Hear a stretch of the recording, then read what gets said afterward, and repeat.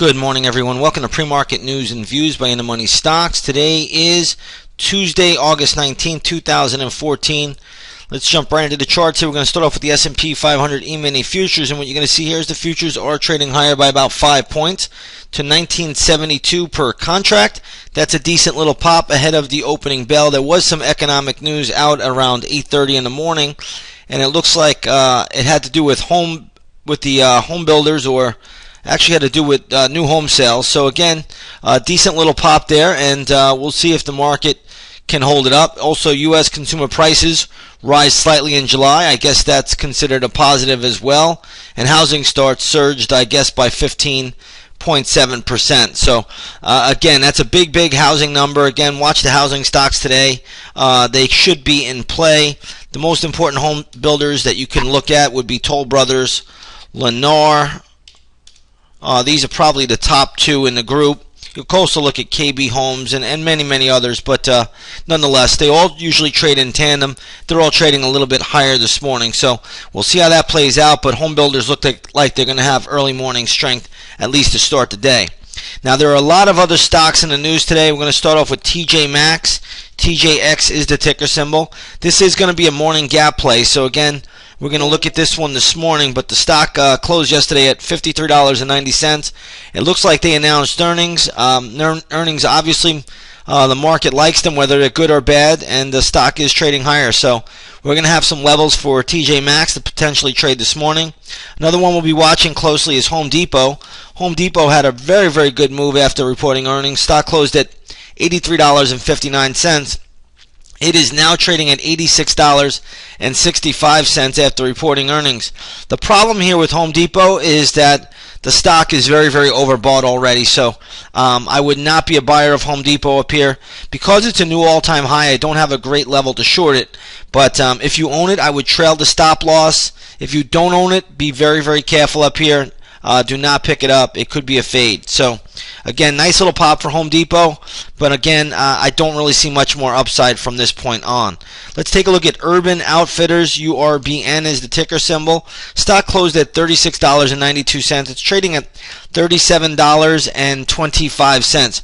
Watch $38. $38, if it gets up there, that could be a fade for the stock. So again, $38. There should be very little upside from that point on, but the stock can get up to 38, 38.05, somewhere in that vicinity, give or take a few pennies, but the 38 level is where the stock should stall out. So be very careful here with Urban Outfitters. It is trading up, but again, very little upside from this point on. $38 potential fade on the stock. Let's take a look at Dick's Sporting Goods. Ticker symbol is DKS. Stock is trading up nicely. It closed at $43.51. It is now trading at $45.95. So good little pop here for Dick's Sporting Goods. I don't think there's much upside left in this one either, though. So be very careful. I don't have a specific level here, but I'm going to say somewhere in this 46 to 46.50 range, the stock will stall out. If you own it, congratulations. Take your profits or trail your stop loss. If you don't own it, do not look to pick this one up at this point in time. There should not be much upside left in it. Let's take a look at X1, XONE. This is a 3D printer maker. Let's get the X in there. There we go. Stock right now is trading up around $28.80. That's a good little pop considering it closed at $27.42. This one can be a little bit of a mover today. I'm not sure how much strength is behind it, but it is a pretty strong gap. But I don't see a lot of volume here, so we're not going to make too much out of it. If I saw more volume, I'd give you a level. But because the volume is so light at the moment, I'm not going to make too much out of that one. We'll move on to the next one here. Let's take a look at Medtronic. MDT is their ticker symbol here. Stock right now is trading at $64.07, closed at $63.47. This one has upside to around $65.40, maybe $65.50. Around that level, watch for the stock to pull back or stall out. So again, Medtronic is trading higher before the opening bell. Nice little pop. It has upside, maybe another $1.50 $1.25 or so of upside maximum. That's around the level where I may look to fade it intraday, around 65.40 to 65.50. But we have to give it the upside bias till then. Right now, you do not want to get in front of this one on the short side, at least not yet. Whether or not it pulls back, you just don't want to take that chance. It's not worth it. The odds must be in your favor on every single trade. Let's take a look at Interdigital Corp. IDCC is the ticker symbol here. The stock closed yesterday at $43.19. It's got a really good pop here, trading at $45.36. This is one that can go a little bit higher. Right now, I don't see any real resistance until it gets to around $45.75. So we want to respect this one a little bit. Decent pop, but it should hit some resistance around 45.70, 45.75 in that area. Again, it's not a great short trade simply because it's a strong gap, but nonetheless, watch for the stock to stall out there. We'll follow this one live in the chat room today and see where it goes. Maybe we'll get a potential scalp play on that one going forward. So we'll have to wait and see exactly how that plays all out. Let's take a look at Workday, WDAY. This stock is trading down sharply. It closed at $88.44. It's now trading at $84.41. Believe it or not, I have some good gap levels for this one. We'll play this one in the intraday stock chat. And remember, gap levels will be posted up at 9 a.m. in the morning. So just keep that on the radar. But we will have gap levels today for that one a little bit later. We're going to take a look at Elizabeth Arden. Ticker symbol is RDEN. Now this stock is just getting slaughtered today. It's trading right now down at around $15.35. It closed at $19.61. We will look to play this one in the chat room today. So again, I do have gap levels for this one, and we'll see how it shakes out and plays out.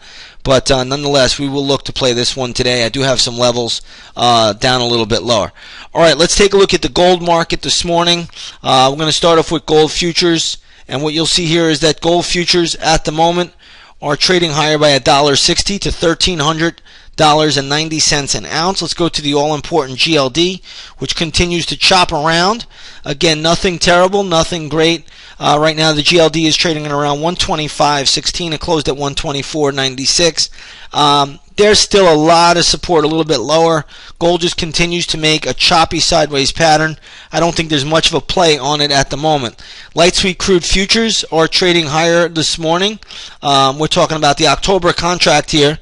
So the October contract in crude trading up about 37 cents to $94.12 a barrel. If we take a look at the USO, which is a good proxy for trading light sweet crude, you'll see this is trading at around 35.11, closed at 35.06. Again, I don't see anything great for crude oil right now. It's holding this little bit of a minor support level, but ultimately I do think the way it's been acting, it still has a probability of going lower. So again, be a little bit careful with crude oil here at this stage of the game. Short-term bounces are probably all we can expect out of it, but right now it is trending lower, and you do have to have a more significant level before getting involved a little bit longer term. So there's nothing I would do with crude. On the USO today, if it got down to 34.07, I would be a scalp buyer. So keep that level on the radar today if it does get to that point. All right, everybody, I think we've covered everything that we wanted to. Futures are now up by $4.25. So they pulled off the highs just a little bit, but nonetheless, nothing terrible here for the futures, at least ahead of the opening bell. We'll see how this market plays out. We have a lot of stocks in motion ahead of the opening bell today, and that's always good. That should give us some good morning action, even though the August volume can be very light once the afternoon or the lunchtime hour begins. So let's see how this all plays out. But I want to wish you all a great trading day, and we will see you on the charts.